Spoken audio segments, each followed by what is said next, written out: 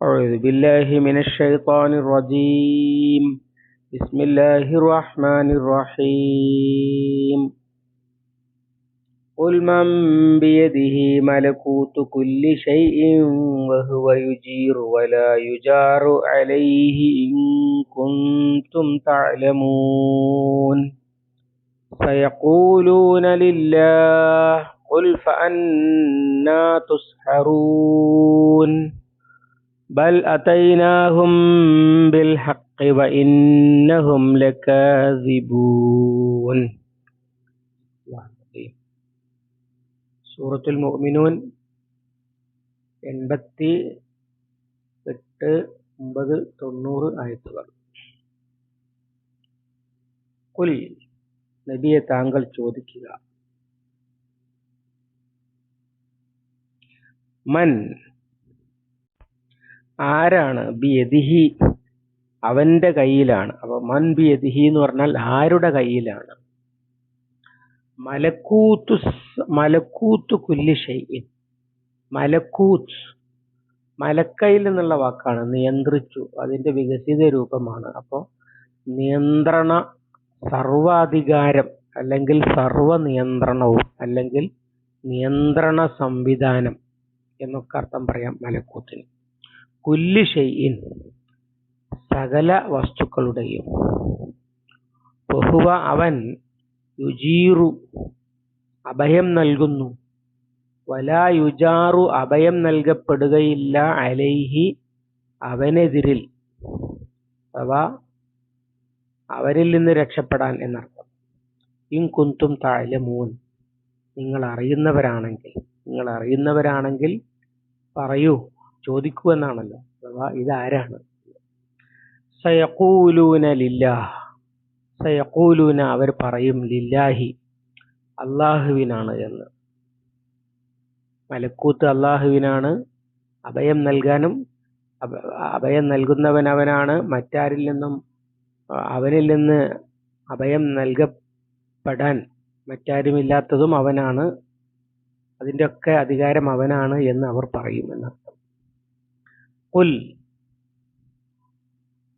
ചോദിക്കുക, അല്ലെങ്കിൽ പറയുക, ഫഅന്നാ തുസ്ഹറൂൻ, പിന്നെ എങ്ങനെയാണ് നിങ്ങൾ വഞ്ചിതരായി പോകുന്നത്, അല്ലെങ്കിൽ മായാജാലത്തിൽ അകപ്പെടുന്നത് എന്നാണ് ചോദ്യത്തിന്റെ അർത്ഥം. ബൽ അതൈനാഹും ബിൽ ഹഖ് വ ഇന്നഹും ലകാദിബൂൻ.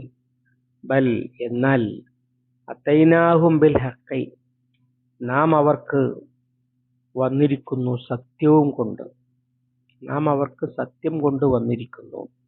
വ ഇന്നഹും, നിശ്ചയം അവർ, ലകാദിബൂൻ, നുണ പറയുന്നവരാണ്, കള്ളം പറയുന്നവരാണ്.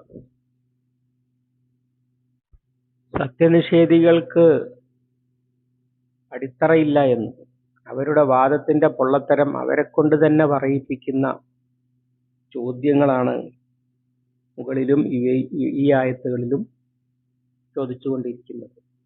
അവരെന്നെ സമ്മതിക്കുന്നതാണ്. പ്രത്യേകിച്ചും അറബ് മുശ്രിക്കുകൾ അള്ളാഹു എന്ന് തന്നെ പറയും. അതില് ആദ്യത്തെ ചോദ്യം, ഭൂമിയിലുള്ളതും ഭൂമിയിലുള്ളവരും, ഭൂമിയും അതിലുള്ളവരുമെല്ലാം ആരുടേതാണ്? അത് അള്ളാഹുവിൻ്റെതാണ്. അതുപോലെ ആകാശങ്ങളുടെ ഉടമസ്ഥത ആർക്കാണ്? ഇതിന്റെ മഹിത സിംഹാസനം അതാർക്കാണ്? ഇതിനൊക്കെ ഉത്തരം ഈശ്വരനാണ്, അള്ളാഹുവിനാണ് എന്ന് തന്നെയാണ്. എന്നിട്ട് എന്താണ് നിങ്ങൾ അവനെ സൂക്ഷിക്കാത്തത്, അവനെ ഭയപ്പെടാത്തത്, അവനോട് ഭക്തി കാണിക്കാത്തത് എന്നൊക്കെയാണ് ചോദിച്ചത്. ഇനി ആ ചോദ്യം വീണ്ടും വികസിപ്പിക്കുകയാണ്.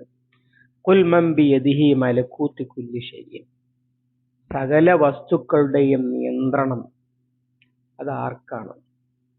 മലക്കൂത്തു സമാവാതി വൽ അർദ്, ഇബ്രാഹിം അലൈഹിസ്സലാമിന് കാണിച്ചു കൊടുത്തു എന്ന് പറയുന്നുണ്ട്. മലക്കൂത്തു സമാവാതി വൽ അർദ്, ആകാശഭൂമികളുടെ മലക്കൂത്ത് എന്താണ് എന്ന് നമുക്ക് ഊഹിക്കാനേ പറ്റുകയുള്ളൂ. യഥാർത്ഥത്തിൽ അള്ളാഹുവിനെ അറിയുകയുള്ളൂ. സാധാരണ ആർക്കും അങ്ങനെ കണ്ടിട്ടില്ലാത്ത, ഇബ്രാഹിം അലൈഹിസ്സലാമിന് പ്രത്യേകമായി കാണിച്ചു കൊടുത്ത എന്തോ ഒന്നാണ് മലക്കൂത്തു സമാവാതി വൽ അർദ്. നമ്മളോട് അതിനെക്കുറിച്ച് ചിന്തിക്കാനൊക്കെ പറയുന്നുണ്ട്.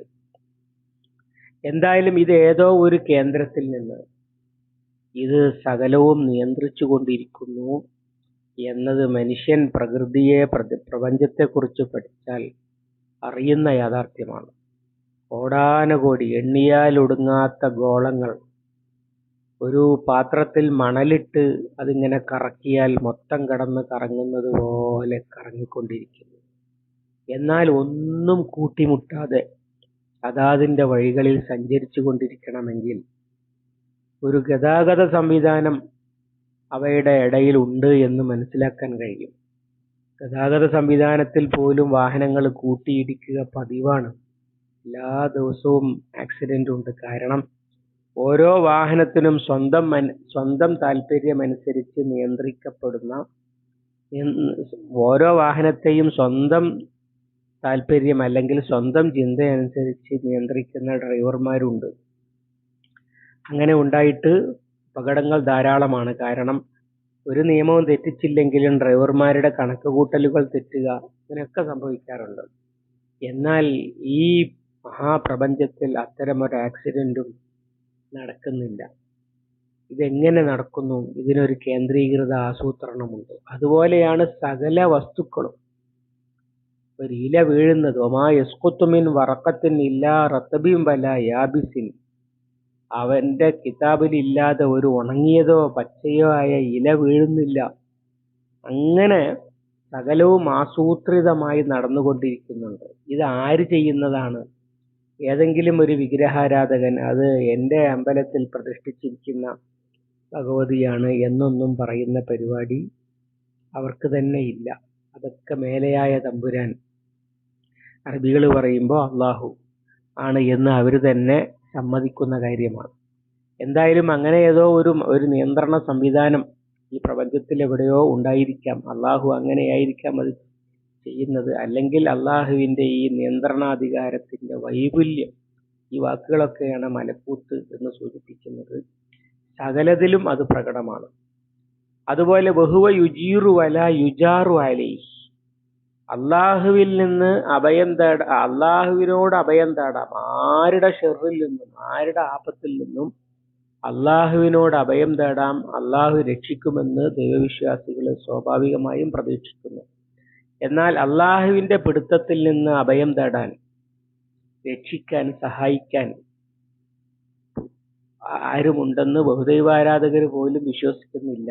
ദൈവം രക്ഷിക്കാൻ തീരുമാനിച്ചാലും ഇദ്ദേഹം സമ്മതിക്കുകയില്ല എന്നൊന്നും അവര് ലാത്തയെയും ഉസ്സയെയും മനാത്തയെയും കുറിച്ച് കരുതിയിരുന്നില്ല. ഒരു കാലത്തും അങ്ങനെയില്ല.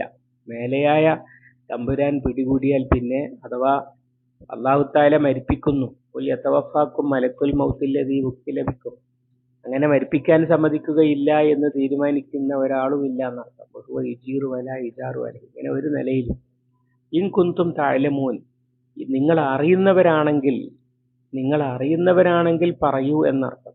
അഥവാ ഇങ്ങനെയുള്ള ഗുണങ്ങൾ ഉള്ളത് ആർക്കാണ്?